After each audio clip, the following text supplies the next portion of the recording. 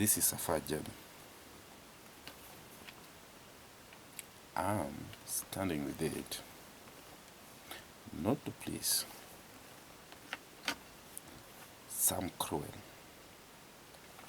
with self-succession, to please them for their pleases unto mine as ours.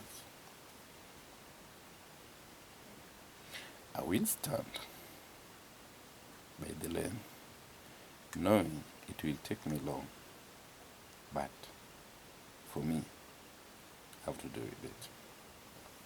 I'm a Luo by nature.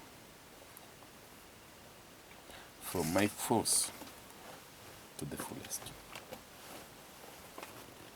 So God help me. Others shall too decide to. Pray for me after I have prayed myself. Either they will talk. I don't pray. But God knows who I am to him. Because I know human is human. Today you are good, tomorrow you are bad. When you die, you are good. As I'm recording this at the death of Raila Odinga, my words to haters, my words to lovers, either you don't mourn or you mourn. But to those who doesn't bother, it will force you to bother. Either not now,